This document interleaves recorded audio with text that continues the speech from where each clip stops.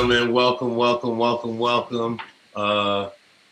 Usually for people who come to Business Inside the Game, we usually kicking this off with some music. We're in a festive situation, like All Star, around the ESPYs, things like that. But due to recent, global, this global pandemic, and also, these uprisings, we decided to, bring our town hall and our Business Inside the Game Summit to you virtually. I'm your host, Baron Davis, and I built Business Inside the Game as a platform to allow entrepreneurs, hyphenate actors, actresses, athletes, investors, an opportunity to be the part, look the part, invest in each other, and use our community as an opportunity to, help entrepreneurs skip the line, but also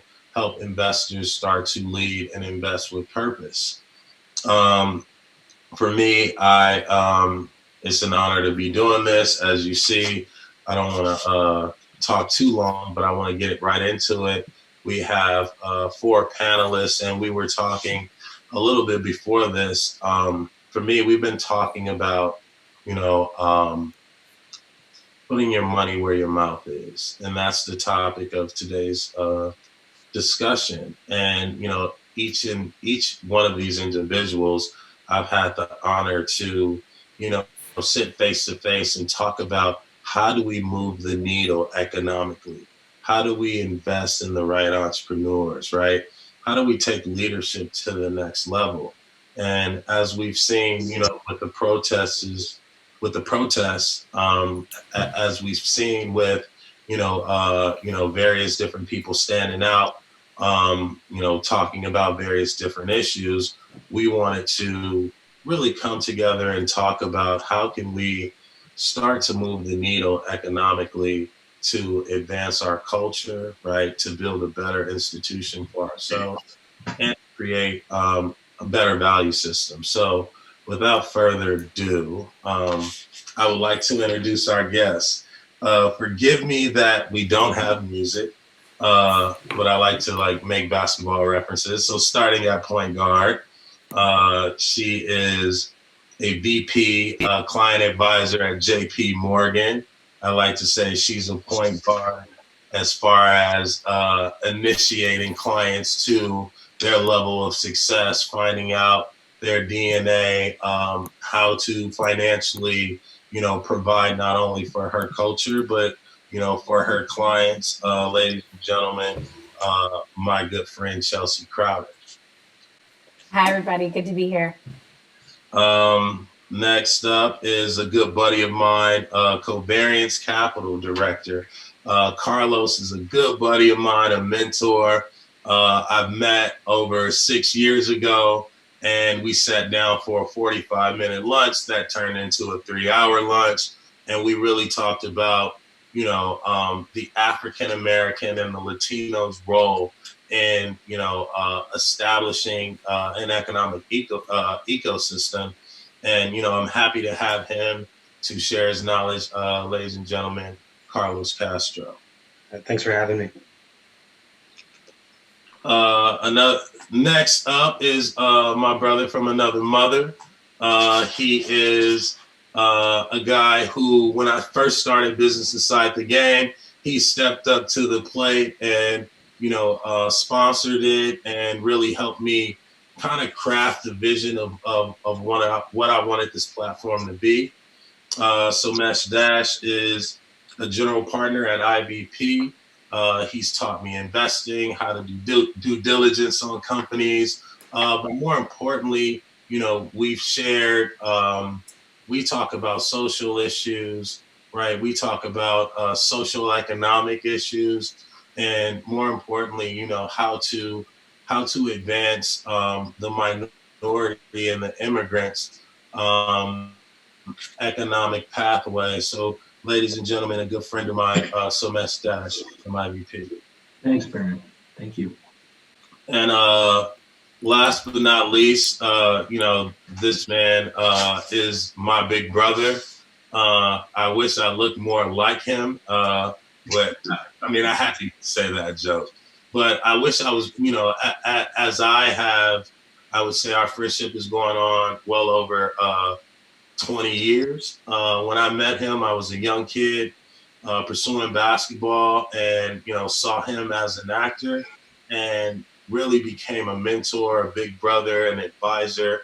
I've watched him build not only his brand but his community, his family. You're only as good as the people that you surround yourself with, and I've been happy to be a part of his inner circle. Ladies and gentlemen, the man who really doesn't need an introduction, Boris Kodjoe. What's up, everybody? Glad to be here. So Boris, let's just kick this off. I want to start with you. Let's talk about what industries are you looking at as far as like an investor? Give us a little bit of background about how did you become the investor and the leader that you are today. Well, I think that building a career in Hollywood requires a lot of resilience, and you sort of jump from failure to failure to finally get to a place where you can look back and say, okay, there has been some successes. What's important to me now is, number one, that I'm able to choose the people I work with. I think that's a luxury in any sector. I like to surround myself with people who are an inspiration to me, who empower me, who are smarter than me. And I look for three things. Number one is it's got to be commercially viable so I can continue to do it. Number two, there has to be some sense of a creative outlet for me to feed my spirit. And number three, most importantly, there has to be a purpose beyond just myself. So I have to be able to open doors for others, empower others, inspire, and create sustainable economic development within what I'm doing. So those are the most important things to me. I don't really look at specific things. I talk to people. I invest in people. I invest in people's dreams. I invest in people's goals. And lately, in the past 3 years, I have focused a great deal on the continent. So I've had the opportunity to be in Ghana many times. My father's from there, and we have started looking around and engaging with small to medium enterprises in Ghana and in other countries in West Africa. It all starts with igniting the excitement and the interest of people in the diaspora about Africa, and then to sort of create a new narrative in Africa. Because, traditionally Western news outlets have painted Africa in a very one-dimensional way. It's always about famine and war and poverty. And Africa is a continent with the youngest population in the world. It's got all the natural resources you could possibly wish for. It's got so much potential and a newfound energy about it that we have looked to Africa a lot in terms of new investments. That's awesome. And then can you talk about, I may mess this up, Nyansapo? Nyansapo. Can you talk a little bit about Nyansapo and the focus, on, creating, wealth in Africa and a pathway from, U.S. to Africa? Nyansapo was founded by my partner Dana Reed and myself, and it focuses on a variety of things on the continent, especially starting with an initiative or an event that we started 3 years ago called Full Circle Festival, which I invited you to. twice already, but you never came. I'm That's your fault. supposed to come this year. And Full Circle Festival was an initiative to change the narrative. It was an opportunity to create sustainable economic development on the continent by way of engaging with Africans rather than investing and then pulling all the money out, which has been the tradition, especially for European companies who are in the business of exploiting the continent rather than investing. Yeah. So we wanted to change the game, and again, the potential is huge. Whether it's infrastructure, manufacturing, agriculture, there's gold everywhere. Africa needs shipping routes. There's so much tech. The tech industry is huge in Africa. So across various sectors, it was exciting for us to engage with people. Listen to them, engage with them, learn, and then make investment choices. That's awesome. Carlos, can you piggyback off that? You've had, a great career as an investor, looking at, from a global economic standpoint. Can you weigh in on, your thoughts on, the minority, and, also how do you see, how do we really build structure for the minority to be economically successful? Yeah, and I'll try to be as concise and linear as I can, because this is actually a massive issue that's systemic in nature. But if you look at what created Silicon Valley, what's created Silicon Alley in New York, what's created Boston's VC community, and even Austin and some of the other places like Denver, there's an ecosystem that sustains itself and allows for really, really rich opportunities to invest. And the majority of those tend to be tech by nature and massively scalable. And there's a reason why those cities have that. And it's Stanford, it's Berkeley, it's Columbia University, it's all of the schools in Boston, Harvard, MIT, and other cities just don't have that. So there's a reason why Houston doesn't have a VC community that's robust. Atlanta does not have a robust VC community.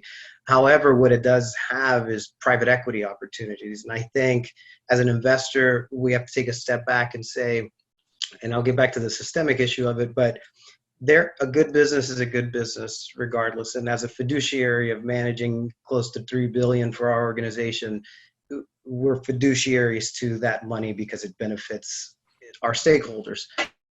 Now, we have the ability and the right to look for opportunities that can do the greater good while achieving financial returns. So we've been able to make venture returns on some very unsexy businesses, such as a whiteboard company or pipes, industrials, an elevator company.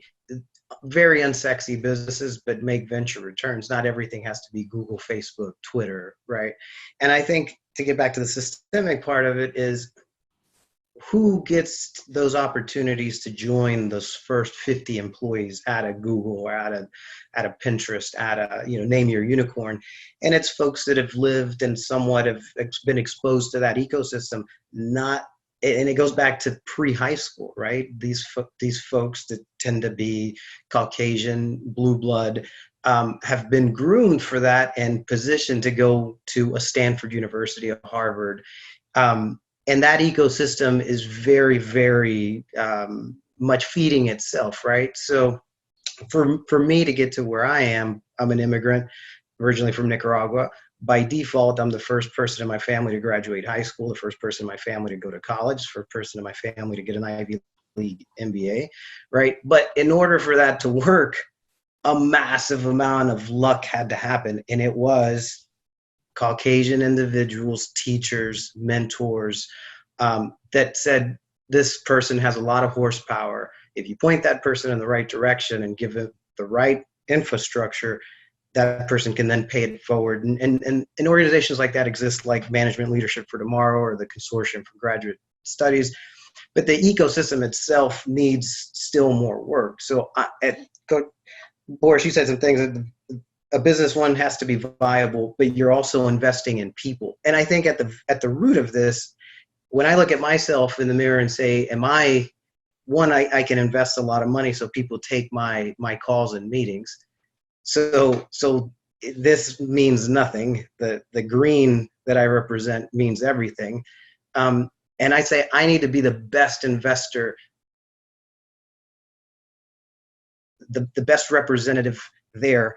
My last name and my features will speak for themselves, but I still need to be the best in the room. And I carry myself, or I try, and I work at that to represent that way. But the mentorship component has to be there.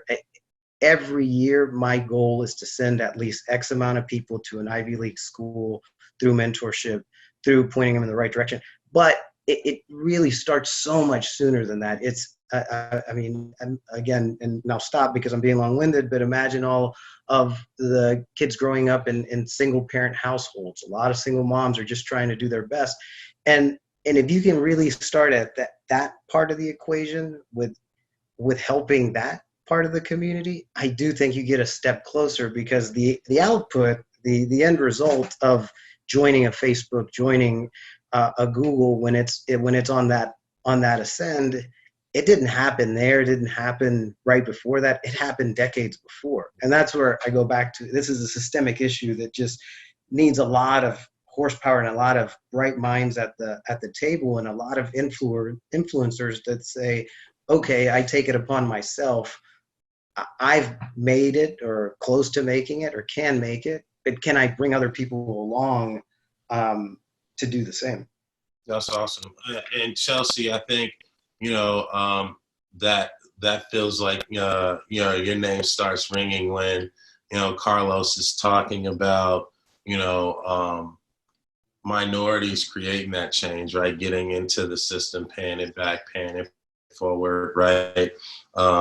As a Black female, talk about your pathway. Like, why did you choose to, pioneer in this direction, and a little bit about your background, because I think it would speak to, our audience as far as like, reaching, you know what I mean? Yeah. I mean, it's interesting. So many of the things that both Boris and Carlos have said have really resonated with me. One, being the product of a single parent household. I was born in Oakland, California. I grew up in Sacramento. I had never heard of Wall Street. That wasn't something that I was familiar with. And then I went to Columbia University for school, and I was in New York City. And my mom said one thing to me and my sister both when we left for school, which was that we needed to figure out what we were going to do and never come home. And my mom is one of my best friends. I love her to death, but she was just like, I don't want you to think that that's an option for you.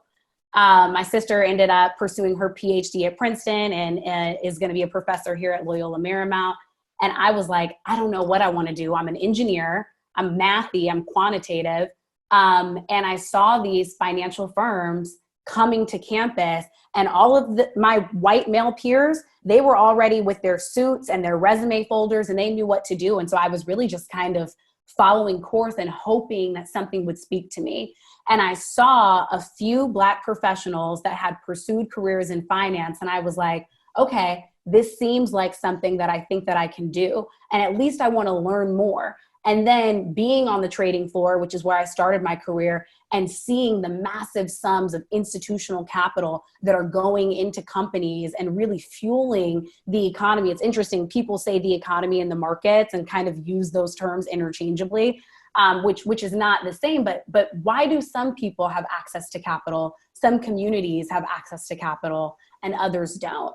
And knowing that while I might be one of very few people who looks like me sitting in this seat, the ability to be at the table and a part of the conversation and figure out how the disparity in terms of outcomes for communities of people has become so wide, how the racial inequality gap has become so wide. Why is it that unemployment for the Black population has always been so much higher than for the rest of the country? Why is it that we've seen during this current moment a decrease in Black-owned businesses and businesses owned by members of the Latinx community that far outpaces that of our white peers. And how can I be a catalyst for change there?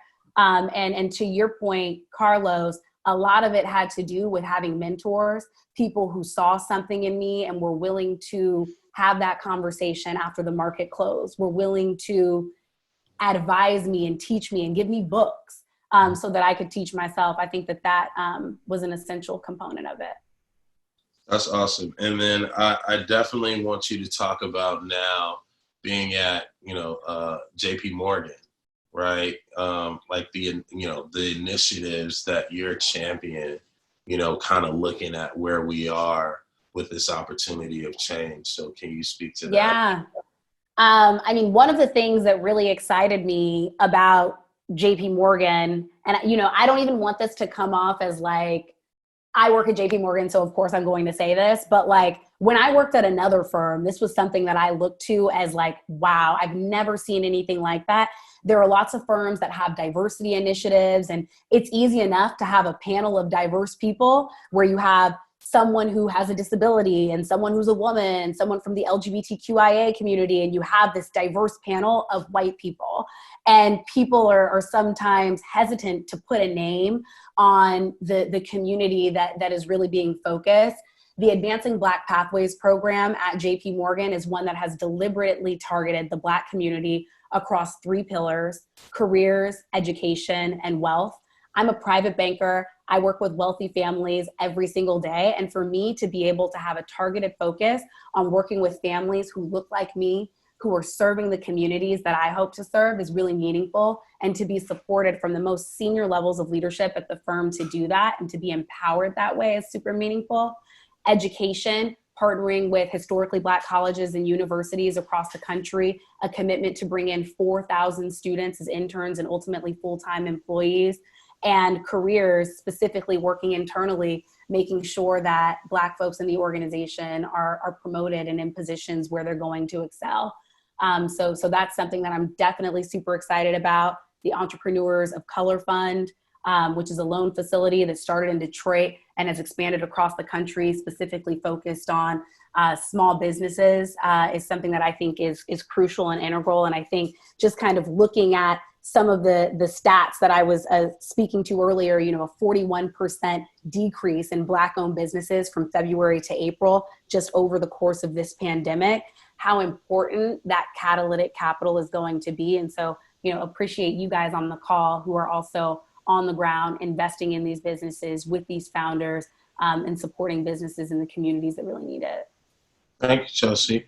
Somesh, in 2013, you wrote an article in the Business Insider, right, about 3 facts that prove that America needs more immigrants, right? You've been, an incredible investor, but also a huge champion for, the immigrants' journey, and then also building the minorities' journey in Silicon Valley. Can you just give us a little background of your journey, and then just speak to, what you've been able to do at IVP and with some of your portfolio companies that you've invested in?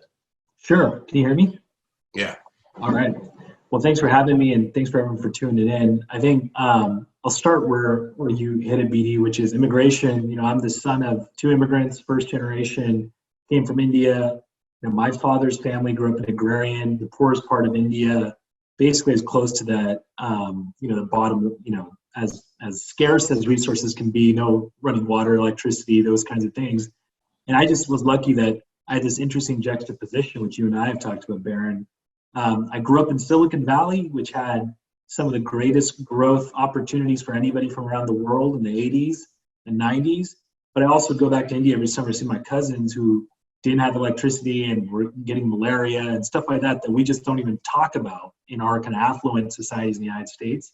And so I always had this commitment from my parents to give back, because it was just really a lot of luck and chance that I was here with these opportunities, but my cousins were back there stuck, right? And that's where a lot of my motivation came from.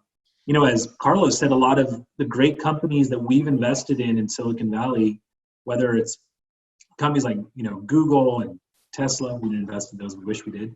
But, a lot of the great ones that we've been a part of were founded by immigrants. And so in 2011, when I started seeing there was a push to get away from that heritage of what created this ecosystem, I got involved with former Mayor Bloomberg's initiatives around immigration. And there's a lot of analogies actually to kind of where we are now. Immigration was the topic in 2011. Everybody rallied around it. Everybody said this is important. This is, how could you not support this? And then, people got their pictures taken, people got the headlines, and then it sort of stopped being of interest. And that's sort of my biggest concern with any political momentum is that a certain period goes by and then people move on. I don't think that's going to happen this time, but I do fear that unless there's political action at scale and policy changes, a lot of this stuff goes away. What happened to immigration was we ended up electing somebody in the White House that doesn't, with his rhetoric or policy, believe that we should have the best and brightest come here anymore. A lot of my work is helping this morning write letters to Immigration and Naturalization Services to keep engineers who have PhDs in this country versus going back to their home countries and starting the next Google and Facebook there. And I think that's just silly. They should staple the visa to the diploma when someone graduates from some of our best institutions here. We're managing about $5 billion. We're investors in companies like Brex and Discord and Twitter and Snap, which you and I have spent a decade getting to know. And yet I think we're in this amazing moment where people realize that the venture ecosystem has not done enough to put words into action in terms of supporting women, minorities, LGBTQ members for getting those same opportunities that many of us had. And I think, I'll leave you with one interesting fact that we should talk about is, in the midst of everything that happened last week, the government announced quietly the same day that the protests were happening in DC that now your 401k and IRS, your 401ks and retirement accounts can be invested in private equity. So there's $10 trillion in the United States every year in 401ks and retirement accounts, your IRA Roth accounts. And even if 5% is put in private equity, that's $500 billion. Why isn't the conversation more about getting people from brown and black backgrounds to even know what a 401k is, to understand what retirement planning is? Why not giving those products to be made available to them? Why don't we create tax incentives so firms like mine can actually invest in minority-owned businesses? That's how the venture business grew. Pension funds, long-term capital gains tax, QSBS, there's all this stuff that's in there. And yet, unless there's policy change, I'm fearful that this is going to lose its momentum. Don't get me started. I have a lot to say on this. So. No. I mean, this is the reason for this. I feel like everybody is emotionally charged, right? Everybody has this energy, and you can feel the people wanting to, be free, right? And so my question is, do you think that there's going to be an increase in investments in black and brown and minority businesses? And then, Boris, I'd love for you to pick that up and then talk about, how do we rewrite the narrative, right? And then Carlos and Chelsea, how do we fund that narrative, right? And so just to kind of let you guys just kind of have the floor and just move into, let's figure out if we can actually create the situation and solve the problem here. Well, I'll kick off, and then Boris, Chelsea, Carlos, you guys should jump in. I do think, BD, you and I have talked about this for over a decade. I do think that there is real change happening in terms of people's attitudes. I think this is one of those unique moments where we have the combination of the trifecta, which is a global health pandemic, economic volatility, and a crisis in terms of race relations like we haven't seen in some ways since the civil rights movement. The thing that gives me hope and optimism is the next generation. I think in talking to the young people today, you don't need to explain it to them to get it. They've opened their minds and their hearts up to this idea that the future shouldn't look like the past. And I think for the older generation, many of them also have finally a recognition that things need to change. Yep. The reason I'm so optimistic also is I think the reality is diversity and inclusion were topics that were already top of mind. But now, like, those of us that are pushing hard to see the change are empowered to be those that are in power in those seats that can actually catalyze it. We weren't in those positions 10, 20, 40 years ago. The other thing that I'm just really personally excited by is it comes down to the entrepreneurs. And when I see the way, like, we're investors in Slack, and you look at the way Stuart is thinking about designing Slack, or we're friends with Eric at Zoom, and what Zoom has done, you know, in their own capacity as a for-profit company, is mind-boggling. They've woken up to the opportunities from remote learning, education, all these different applications, where I think we need to hold ourselves accountable, though, is we need public databases to talk about what are people putting their money in. Because unless there's accountability and people talk about this stuff, you know, you can get away with bad behavior. And I think LPs, our investors, just to give people background, our money comes from foundations, endowments, family offices like the ones Chelsea manages. And I think we've made it a point to say we got to change up even the way we think about that. We want the HBCUs not just to give us money, but to give us time to help them, to be on their endowment committees, to help them with asset selection. So this is a whole rethinking of the way venture capital works, and that's starting to really take place by the next generation of leadership. So I couldn't be more excited by that, but we have to measure it by decades. It's not going to happen tomorrow. It's not about using social media to make a statement to get props. It's about systematic change that you can measure through data. Yeah, Boris, could you piggyback on that? Yeah. You know, that needs to be articulated, correct? Yeah. I love what you said, Somesh. And what I wanted to speak to is that we're in a very, very special moment in time right now in our history, something that I've never experienced in my lifetime. And even though the pandemic has been a huge challenge on numerous levels, I think that without it, I doubt we would have been in the same position in terms of the movement, because people have been cooped up in their houses across the globe. Their emotions haven't had an outlet. So when I think it all started with, weirdly enough, with the phone call that Amy Cooper made, and it sort of culminated in the terrible murder that we all witnessed of George Floyd, because people, for the first time, especially white people, connected the dots between her making a phone call and basically weaponizing this phone call that could potentially lead to something which we then saw days later. I think it struck everybody really hard, and it caused white people to be reminded of their accountability. I think, the systemic racism here in this country that's been going on for hundreds of years has had an effect on us by way of victimizing us, but it's had an effect on white people where people were quickly to turn their back and sort of sit comfortably in their luxury of oblivion, right? Because they didn't feel it affected them.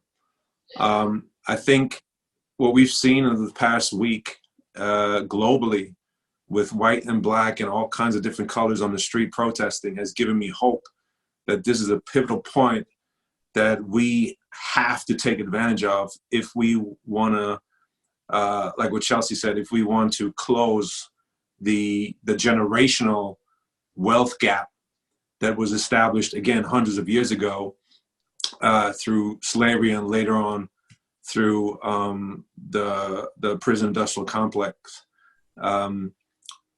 I think there's two things that are very important. Accountability. We have to keep people accountable and remind them of their role and their part in changing history right now, especially white people. And number two, we have to confront our own temptation with validation. And what I mean by that is that oftentimes as Black people, we're seeking validation, especially in the financial community. We're seeking validation in synergies and partnerships with white companies. with white institutions, rather than turning to our own. And I spoke to that in one of the African summits that we did in Ghana, that for some reason we're still seeking the validation of white people. And we cannot imagine sometimes that we are really all that we need. There's nobody or nothing else we need. Right. We are everything. We are everything we need. We have all the resources we need. All we have to do is what we've been doing for the past 2 weeks, is coming together with a mutual and collective goal in mind, creating synergies and collaborations, and then producing results. So those are the two things that come to mind that are so important in order to produce a sustainable impact over the next weeks, months, and years.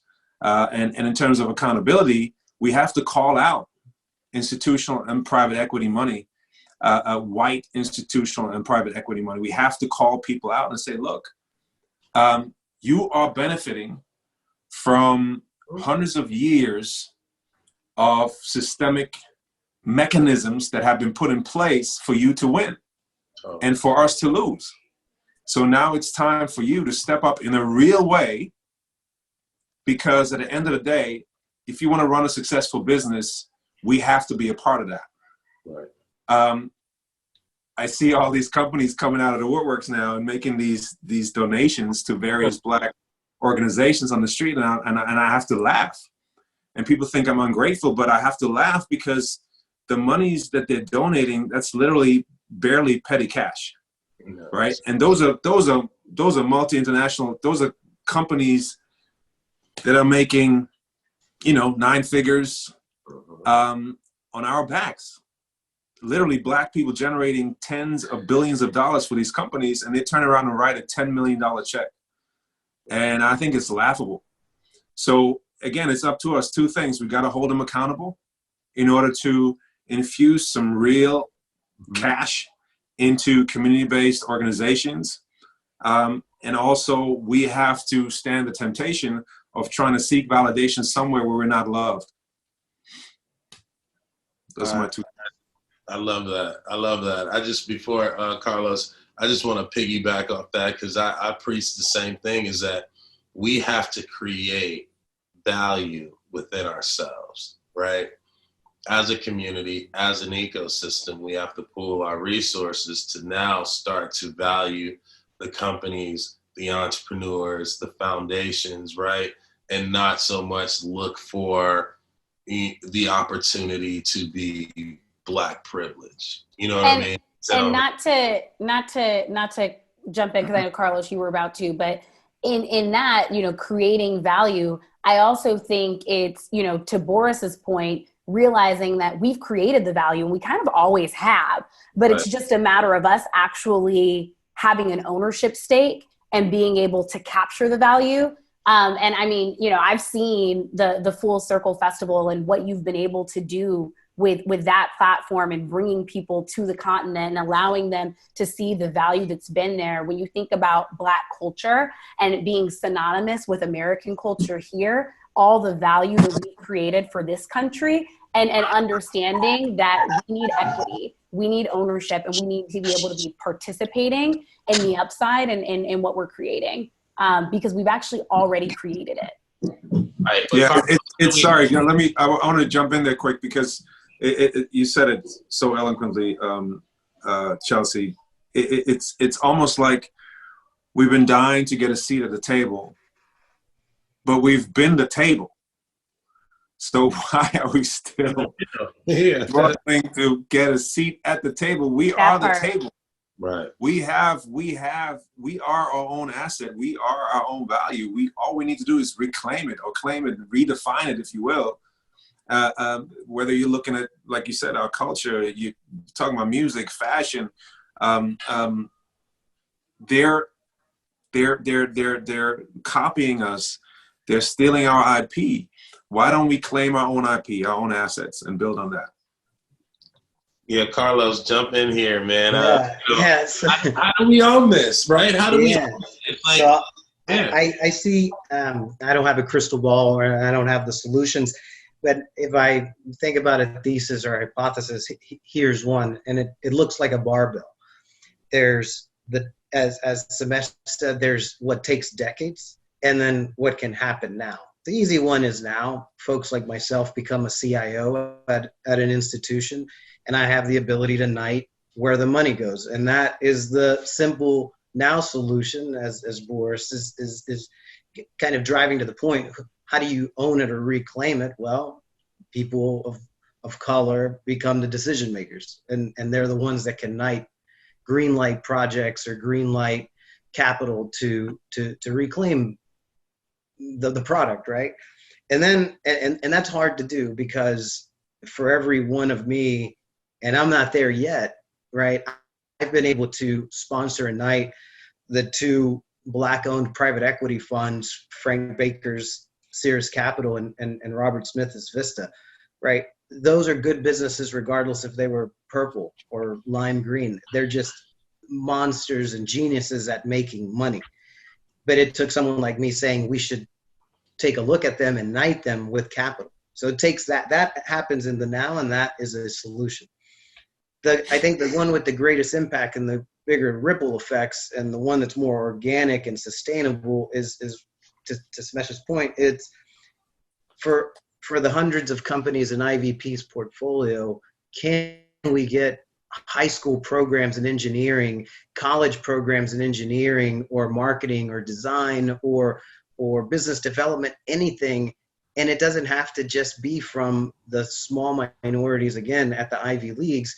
It could be universities that have a ton of horsepower in guys and girls that grew up in those single family households or were first generation or whatever. Those are the University of Houston's, the Rutgers, the FAMU's, the universities that are not, Wall Street has been picking the elite at Morehouse for a while now, right? Expand on that. Go down to the state school, to the name your state university. That's where that happens. And again, it takes a Slack or a Twitter and again, to be linear, it goes from that portfolio company that ends up becoming a unicorn. Take a step back and you have the IVPs, the Founders Fund, the Coastal Ventures of the world. Take a step back, you have the pensions, the endowments, the foundations, the limited partners, and everyone in that chain needs to have alignment. And that alignment is usually financial because we're all rewarded by money, right? And let that be aligned to passion and purpose and mission. And I think when you can achieve that in the dots, you connect all the dots. Now you have a narrative, now you have a movie, now you have a story. But there's the now, and what can we do now? And now is putting decision makers of color in those seats. And then there's the decades of how do you unwind systemic issues and advance that, because what this country will be is a big melting pot. My daughter is a mixed race, half white child that will grow up in a world that will look very similar to her. And she needs to understand, and all of us, because we are going to be more melting pot than not as the decades go on. BD, one thing on that Carlos saying, though, we can't have a conversation about race and business that without talking about class and power. Because I think one of the things that I've realized is for too long, there's been this orientation that social entrepreneurs, people from non-traditional backgrounds need to be mentored by people that come from traditional backgrounds, who go to Ivy League schools or work at certain firms. Why? The reality is, I think if every venture capitalist or private equity or professional themselves got mentored by one strong woman from a non-traditional background or a minority who did not have these accesses and privileges that they had, that would be the catalyst for the change. Because I think the power dynamic is such that you and I have talked about this for a decade. When when athletes are retiring and they come to Silicon Valley to the tour, and they're sort of like, oh, advise me with what I do. My orientation is always, you could actually help the entrepreneur as much as they can help you. And so it should be a symbiotic relationship, a nurturing together of coming up. It shouldn't be that people with the dollars automatically are assumed to be geniuses and have this power. And, you know, that's kind of what I really love what Boris said is, if we get out of our own heads, if we kind of if we realize that we have the power, we have the ability to make that change if we just stick together. And sure, like, it'd be wonderful to, you know, be asked to serve on some powerful board, but I'd rather be mentored by, you know, a young kid who's seeing the world a different lens, who could be the next Malala, and tell me about how I'm running my business the wrong way. That's humility. And if it comes from within, that's how change happens. Yeah, I think that's business inside the game. You know, shout out to business inside the game for, you know, and you guys for participating and being a part of this. I think that, you know, one, it's like when you look at, you know, just this group right here, I'm looking at, okay, here's a solution, right? Right? How do we, you know, connect the dots, right? To, you know, even if it's a diagram or a playbook, right? You know, what parts can, you know, you guys play in your industry, right? And then what can you ask of people in your industry to be a part of, I guess, this playbook, right? Or this script, as you would say. So Chelsea, if you want to take a stab at that, you know, yeah. What you plan? I was having a conversation with one of my girlfriends earlier today, and we were talking about how there were people who mentored us, and we feel a responsibility to do that because they did it for us. I think continuing to do that, when I see a young Black person who's coming to the firm, who's interested in my career trajectory or trying to navigate the nuances of corporate America, being a resource to them. I think it's also, you know, so many of us who occupy predominantly white spaces feel this undue burden to educate people and to be that representative voice, but empowering people to educate themselves, to read books, to Google, to utilize the resources that are at their fingertips to allow them to have the vocabulary to have a conversation to engage with you. When it comes to a conversation about markets, when it comes to a conversation about investing, the expectation is that I come to the table prepared. And I think that we should flip that expectation on its head. And when it comes to having conversations about race, diversity, and inclusion, ensuring that our counterparts are prepared to have those conversations with us.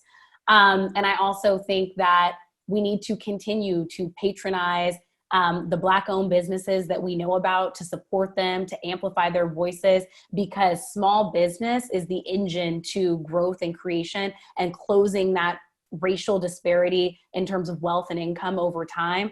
Those are the people that are giving jobs to people in the community, empowering people to build businesses of their own. And we need to make sure that we're amplifying those voices and those platforms as well. Mm-hmm. I love that. Boris. You know, I'm aware of the position I'm in this sort of ecosystem of Hollywood. Mm-hmm. I believe that storytellers shape our culture. I believe that we shape our narrative. Mm-hmm. And I think that conversations like these help inform people's consciousness, especially in moments like these, you know, when we're on the street every day protesting for our rights and for social justice and equality. I think these moments are very important. It's you know what I found very curious in these past 2 weeks. I talked to one of my mentors, and he spoke about the 60s, the civil rights movement, and the parallels between the 60s and today. And he was talking about how music and how artists shaped the way that the civil rights movement was sort of transported into the world, because they didn't have social media. There was no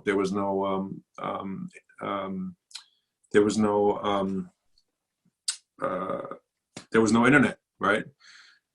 Where are those artists right now? Where are those musicians? I haven't heard anybody, especially in our culture, who has sort of taken a baton and started running with it. Mm-hmm. And I try to ask myself why that is, and I think it speaks to an issue, a challenge that we're facing, where our millennials and young people have been so desensitized by what they've seen, by way of being sort of bombarded with social media every single day of their life, that I think it stuns the awareness of our collective responsibility and our purpose. And I think that we are the ones who have to call each other out and hold each other accountable in this moment, so that we can be a force on a consistent basis. And because, look, I know that there's going to be large sums of money and a lot of assets that are going to be dispersed and distributed to Black-owned companies, organizations, in sort of this, after this groundswell that's happening now. We have to be ready, all right? We have to be ready to be able to take that money and turn it into, like what Chelsea said, to make sure that we support small and medium-sized enterprises in our communities. We cannot drop the ball. So again, we have to hold each other accountable. We have to be awake, and we have to be ready to take the ball and run with it. Somesh, what's the playbook? If you can write the playbook for what you're doing in venture and as an investor, what would that look like? And what would you ask of your friends in that space? Well, I think there's a good analogy. So about 100 years ago, a man went to Africa, to South Africa, to practice law. And when he was entering into near Johannesburg, he was brutally beaten by the police because of the color of his skin. And that man was Mahatma Gandhi.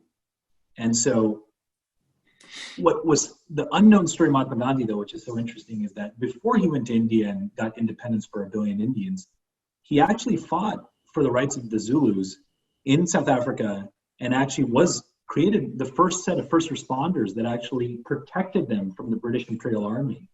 I bring that up because this fight is going to be successful at scale if there's alliances, if there's people joining forces together. It can't just be the Black community feeling like, okay, we got to support Black people. The brown community saying we got to support brown people. You know, people from certain universities saying this is my alma mater, I don't really care about because I don't go somewhere else.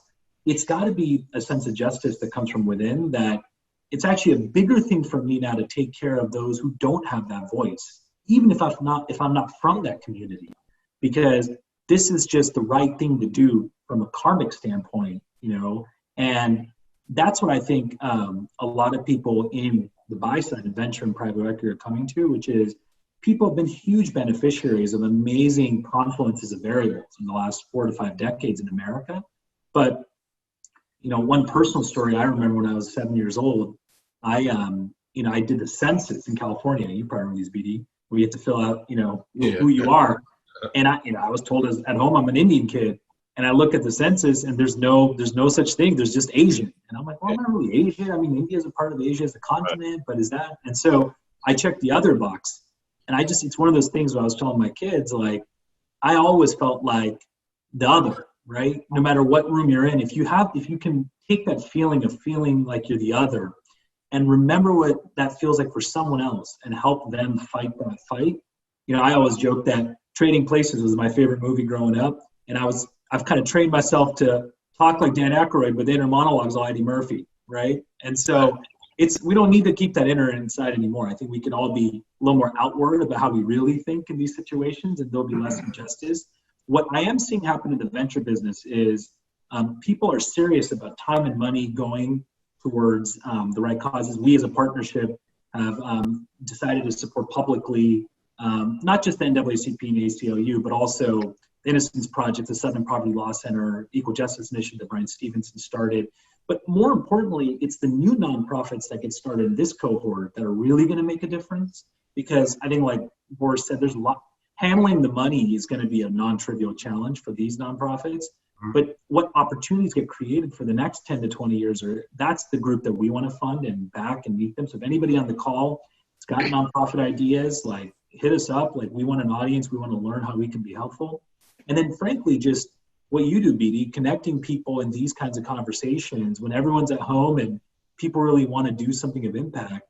Actually just having these kinds of talks makes you grow from an aptitude standpoint so much. that we're all healing, we're all learning. I think people are coming from it from the right place, from not just philanthropy is always head and heart together. Yeah. And so I think what I would say is, let's not lose this moment. Let's capture this and also be honest. Like, I wish I had done more 10 years ago in my career to support minority entrepreneurs. I'm guilty for not doing more. And I'm going to carry that guilt for the rest of my life, but I don't want to live like that anymore. I love that. I love that. Carlos, please. Yeah, look, I think everybody said really, really good things, and I won't. I'll just echo it, and I'll add two things. One is a story that's near and dear to my heart. I was a sophomore in college, and I was at a career fair. Fish out of water, really didn't know much. I just had good grades. I was blessed that I could get good grades, and I show up. Let's say to some extent, you're always a product of your environment, but I had a taper fade, a baggy shirt, baggy khakis, and Timberlands. And this gentleman pulls me to the side, and he says, and he was a Hispanic, very successful man, and he says, "Hey, listen, you have a manila envelope, which I assume has a very crappy resume in it. Just take a look around. Who else here looks like you, is dressed like you?" And everyone was a nice, 20-something-year-old suit and tie, looked professional. No one looked like me. Mm-hmm. And he said, I want to make sure you can understand this, because at some part of the playing field, everyone has a strong IQ. And that's just entry to the game, right? It's then it turns into, do people want to do business with you, right? And I found that individual 10 years later at a gala, and I said, "Hey, I don't know if you remember me, but I wanted to say thank you for what you told me," because it pissed me off when he told me, because I felt insulted, and I want to keep it real and authentic to myself and blah, blah, blah. But it was so true. It was the absolute truth. And I could celebrate my cultures and the cultures of America, and I don't have to, I can be a chameleon, right? And always keep that true. But to extrapolate that point further, and Somesh, what you said, I think that the wave of what will happen may not necessarily happen in the now, which is, a mandate from my firm to invest in minority-owned business. I don't think that's near term at all, unfortunately. However, I do think that the ripple effect and what can take, 5 to 10 to 15 years is the nonprofit work, the folks that were really wearing their heart on their sleeve and saying, "I'm passionate about something." And it could be as small as, Baron, whenever you hold your next basketball tournament, instead of Reebok or whoever sponsoring signs, why shouldn't it be a JP Morgan or my firm? And as for one Baron Davis that mastered the skill and art and was blessed to play professional basketball, Baron, how many people in your friend circle and in the basketball camps that you attended did not make it pro, right? But those people were gifted and talented and had the ability to put in hard work. But what if they hear someone like me or Chelsea or Somesh or Boris talk about something that, look, if you don't make it pro, which chances are only one of you folks in this gym are, you could do something else. And you just don't know what that is, because, as Chelsea said, you didn't know what Wall Street was. I didn't know what Wall Street was until after college, really. And then I said, oh, this is what Goldman Sachs does. This is, I wasn't exposed to the world of venture capital until later in my career. But it's just, as simple as systemic education and exposure. If at 7 years old I would have known what Silicon Valley was, I may have done something different and faster with my career, right? It's identifying horsepower and young talent and nurturing that as much as possible. And with these organizations that are going to come and be championed, it's really allowing them to cast a wide net and capture as many hearts and minds as possible to slowly unwind what is systemic in our country. And I think also, just for any young people watching this that are figuring out where you want to be and what you want to do and what you want your impact in the world to be, don't think that it requires you to put on a suit and tie. I am a dark-skinned Black woman with a shaved head, and I work on Wall Street. And I know that means that there are some rooms that are not going to necessarily be receptive to me. I want to work with people who want to work with me. Your Jordans or your Tims are not who you are, but by no means feel that you cannot bring your full self to what it is that you do, because that's your value. And I just wanted to say that. I think that's important. I was going to ask you guys to give a little motivation and business inside the game advice. So thank you, Chelsea.